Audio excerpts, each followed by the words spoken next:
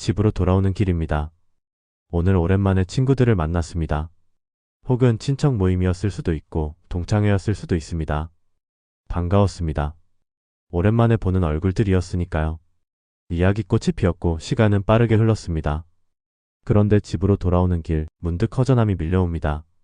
오늘 내가 너무 내 말만 했던 건 아닐까? 돌이켜보니 그렇습니다. 내 이야기, 내 경험, 내 조언. 그것들로 대화의 대부분을 채웠습니다.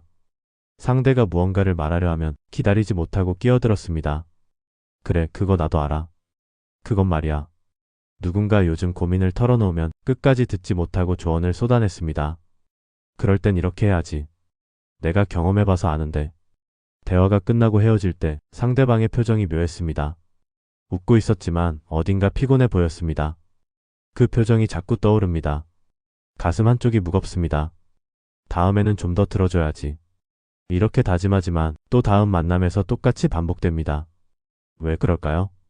왜 나이가 들수록 말이 늘어나는 걸까요?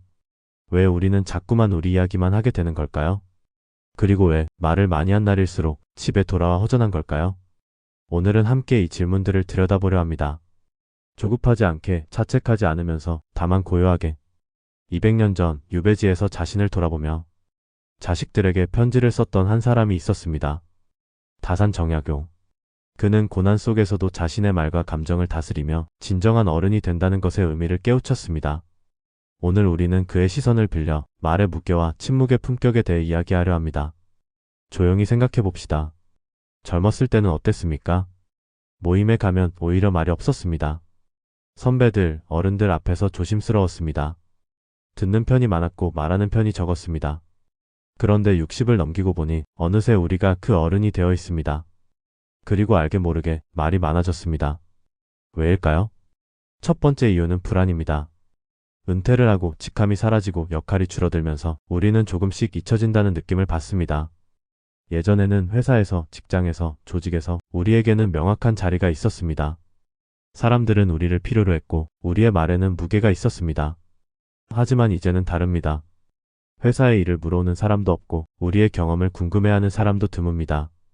그래서 우리는 스스로 증명하려 합니다. 말을 통해서. 나는 아직 쓸모있는 사람이야. 나는 아직 아는 게 많아. 나는 경험이 풍부해.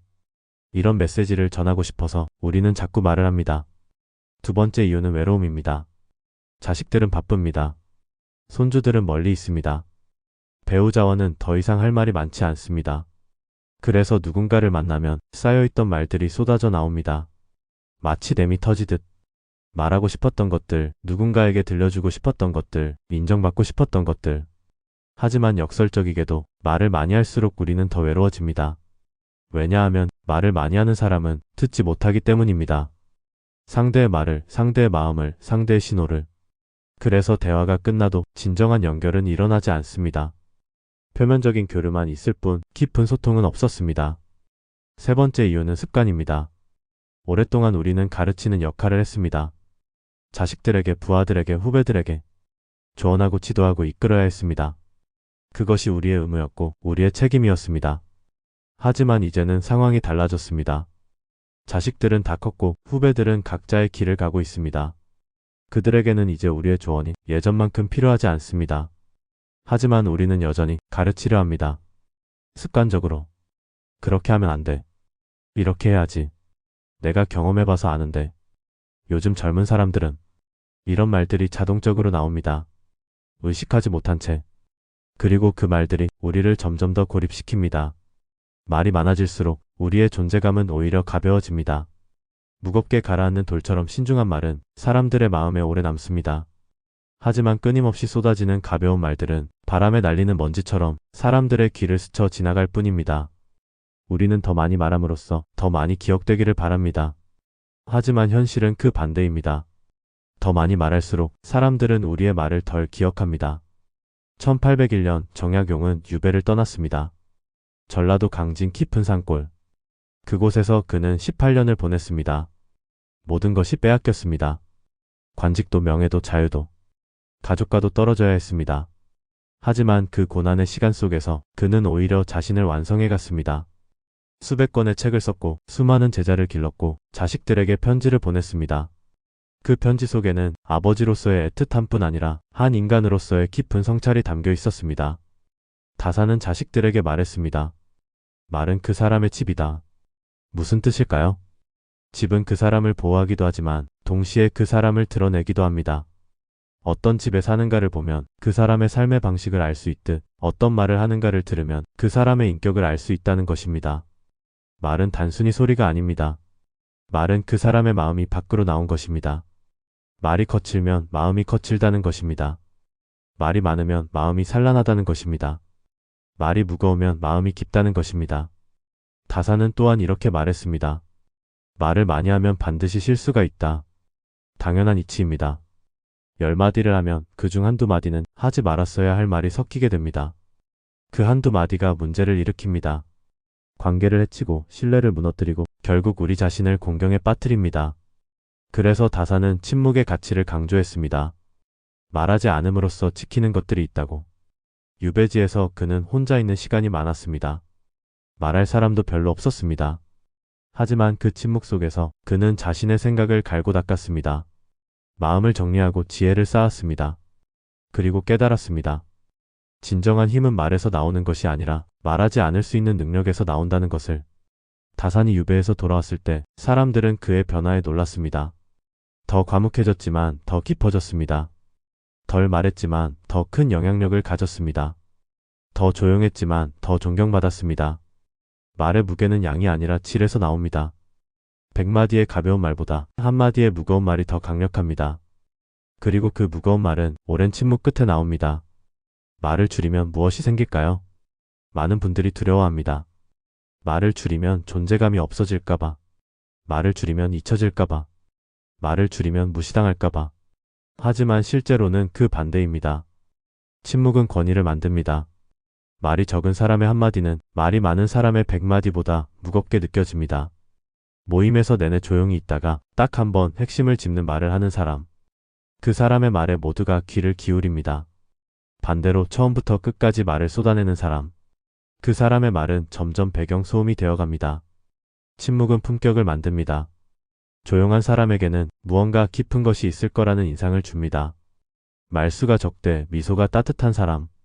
많은 말 대신 깊은 눈빛으로 공감하는 사람. 그런 사람 곁에 있으면 편안합니다.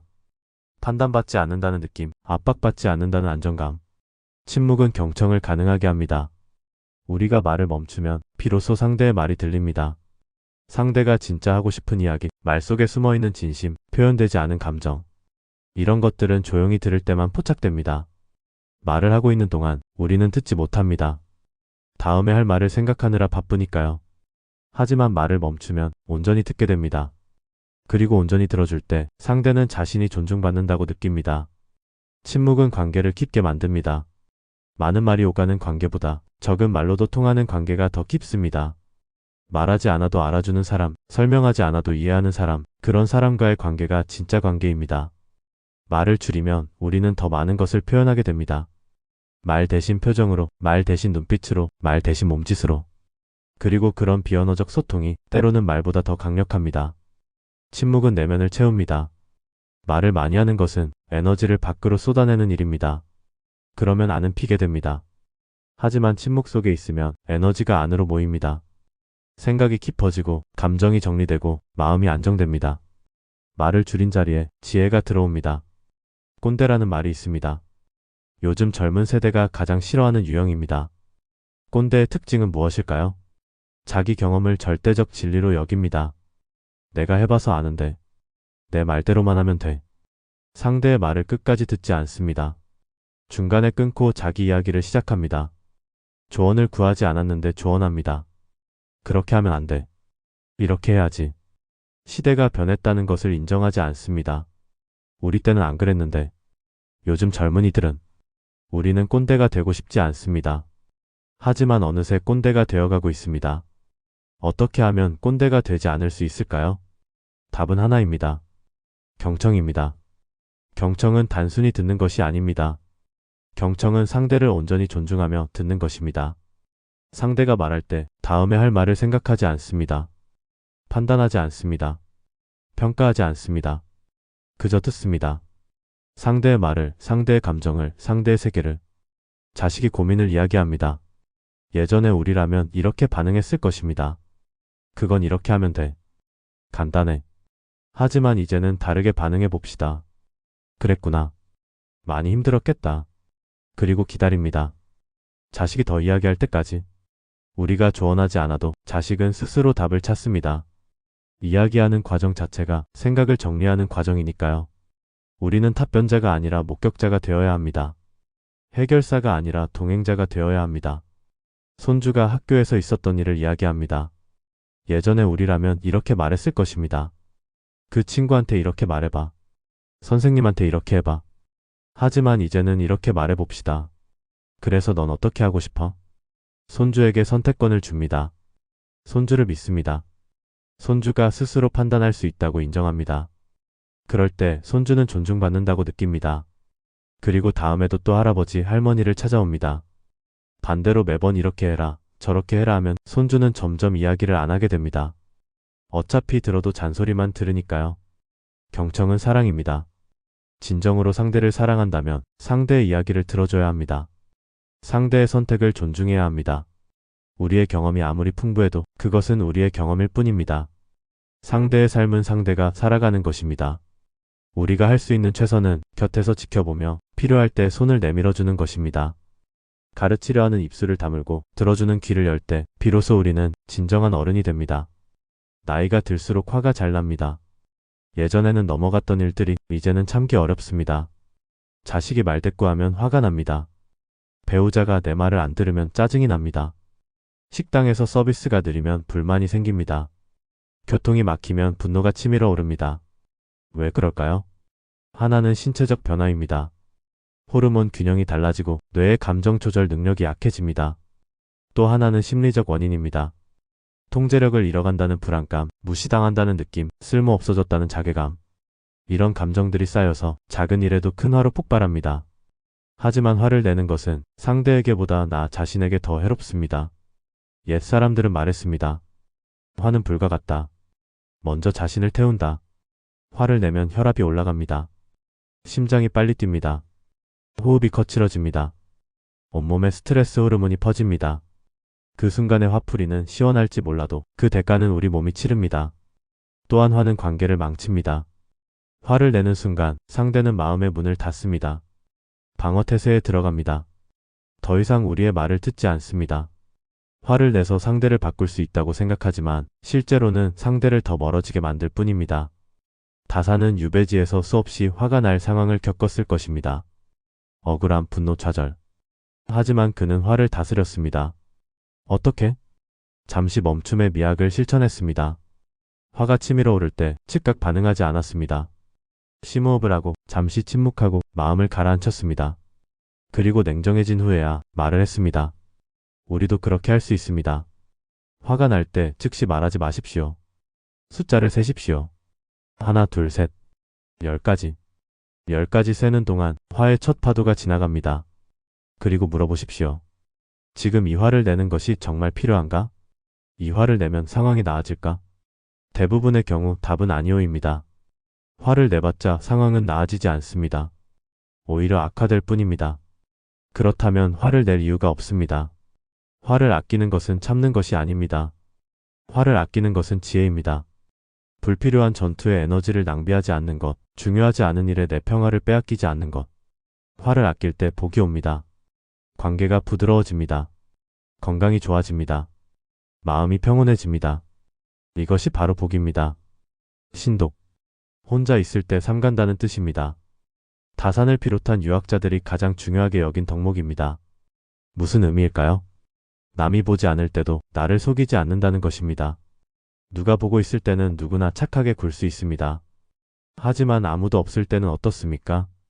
아무도 모를 일이라고 생각하면 우리는 느슨해집니다. 기준을 낮춥니다. 타협합니다. 하지만 신독을 실천하는 사람은 혼자 있을 때도 똑같습니다. 왜냐하면 남을 위해서가 아니라 나 자신을 위해 바르게 사는 것이니까요. 혼자 있을 때 우리는 어떻습니까? 집에 혼자 있을 때 거울 앞에 선 나는 어떤 표정을 하고 있습니까?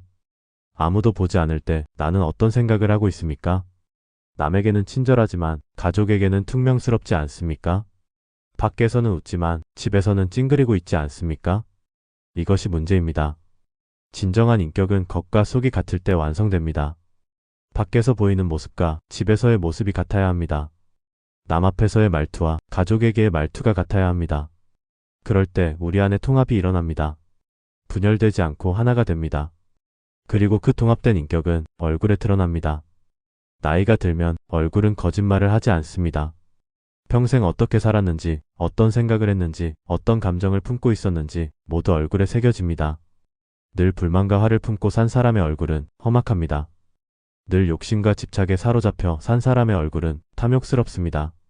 하지만 늘 감사와 평화를 품고 산 사람의 얼굴은 온화합니다.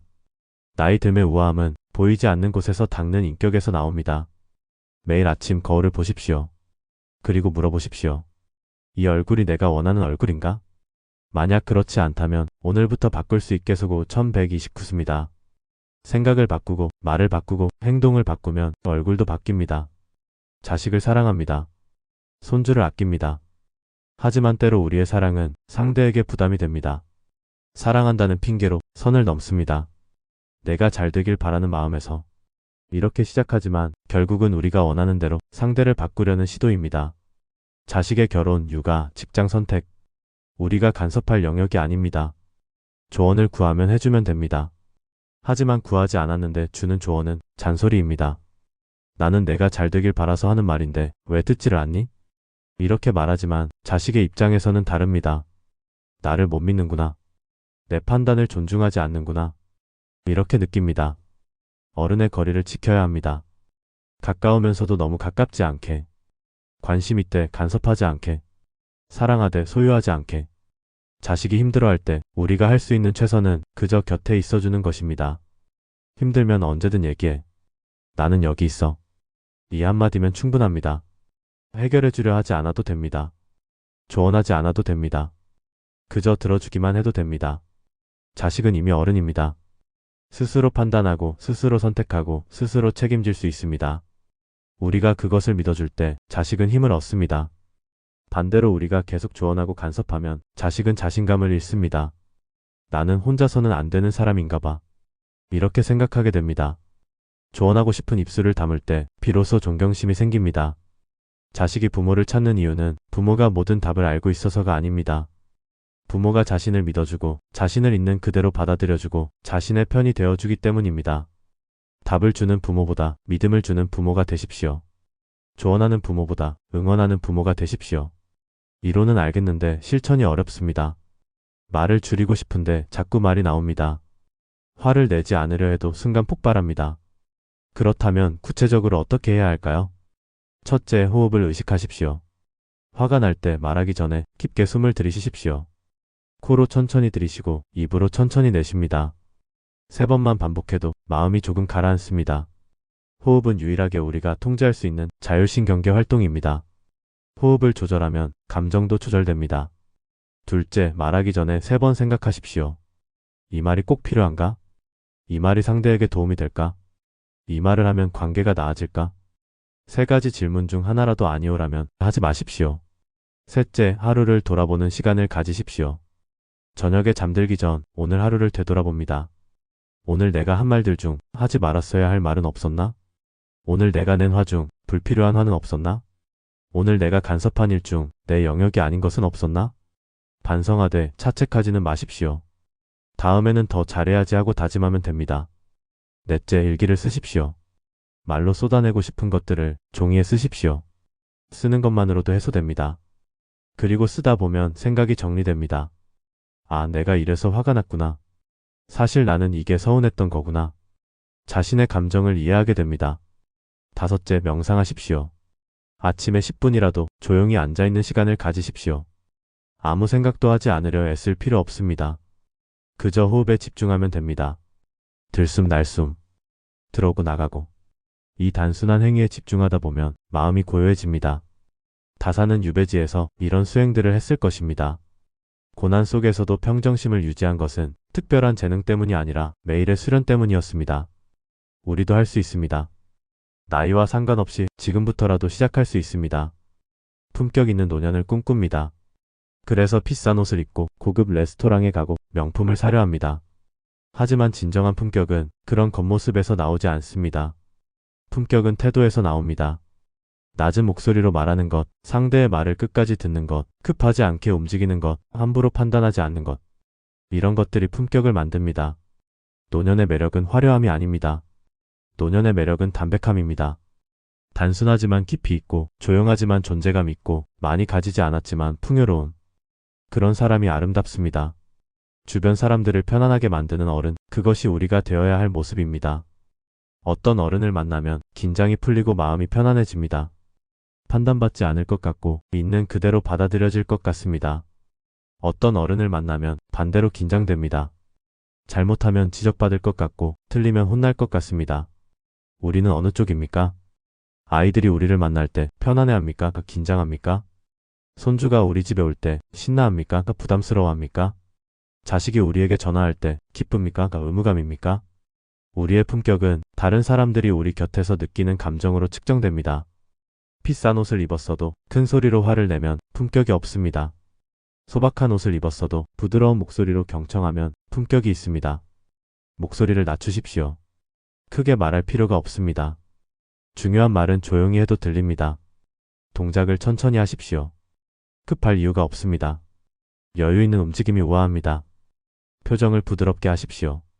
찡그릴 일이 별로 없습니다. 미소가 가장 아름다운 화장입니다.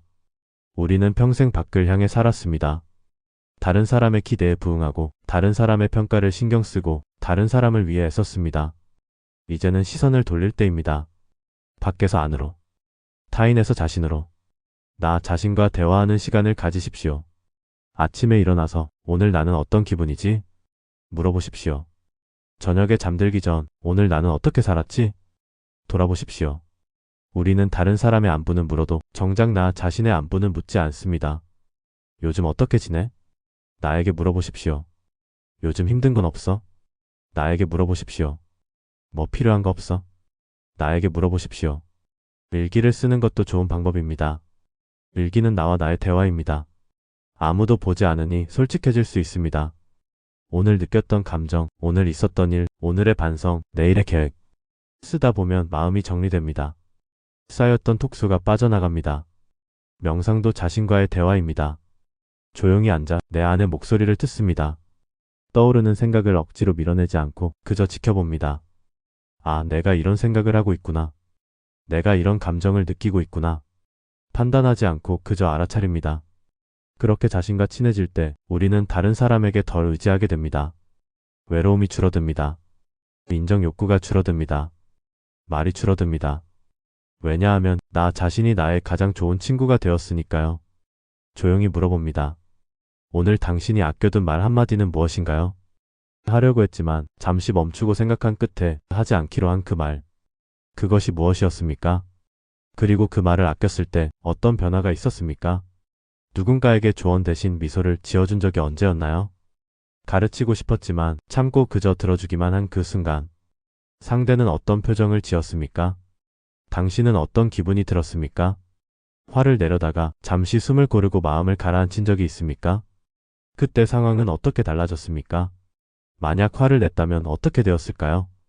혼자 있는 시간을 가질 때 당신은 어떤 모습입니까? 거울 속의 당신은 어떤 표정을 하고 있습니까? 가족에게 하는 말투와 남에게 하는 말투가 같습니까? 자식이나 손주가 당신을 만날 때 편안해합니까? 이 질문들에 대한 답은 당신만 알면 됩니다. 누구에게 말할 필요도 없고 증명할 필요도 없습니다. 다만 당신 자신에게 솔직하십시오. 오늘 우리는 함께 걸었습니다. 말의 무게에 대해, 침묵의 품격에 대해, 감정의 절제에 대해. 말을 아낀다는 것은 참는 것이 아닙니다. 말을 아낀다는 것은 나를 귀하게 대하는 법입니다. 내 에너지를 함부로 쓰지 않고, 내 평화를 함부로 깨뜨리지 않고, 내 품격을 함부로 훼손하지 않는 것. 화를 아낀다는 것도 마찬가지입니다. 나를 사랑하는 방법입니다. 나의 건강을, 나의 관계를, 나의 마음을 지키는 일입니다. 다사는 유배지에서 깨달았습니다. 진정한 자유는 밖에 있지 않고 안에 있다는 것을. 말과 감정을 다스릴 수 있을 때 우리는 진정으로 자유롭습니다. 나이가 든다는 것은 약해지는 것이 아닙니다. 나이가 든다는 것은 불필요한 것을 걸러내고 본질만 남기는 과정입니다. 불필요한 말을 걸러내고, 불필요한 감정을 걸러내고, 불필요한 집착을 걸러낼 때 남는 것은 순수한 나입니다. 깊이 있는 나입니다. 품격 있는 나입니다. 오늘 밤 잠자리에 들기 전 거울을 한번 보십시오. 그리고 자신에게 말하십시오. 오늘 수고했어. 잘했어. 내일 아침 눈을 뜨면 조금 더 고요한 자신을 만나게 될 것입니다. 조금 더 침착한 자신, 조금 더 품격 있는 자신, 조금 더 사랑스러운 자신. 그 여정에 이 시간이 작은 디딤돌이 되기를 바랍니다. 당신의 말 한마디 한마디가 진주처럼 귀해지기를. 당신의 침묵이 가장 웅변적인 언어가 되기를. 당신의 미소가 가장 강력한 치유가 되기를. 당신의 존재가 주변 사람들에게 평화가 되기를. 고맙습니다. 오늘도 함께 해주셔서. 고요히 당신의 내일을 응원합니다.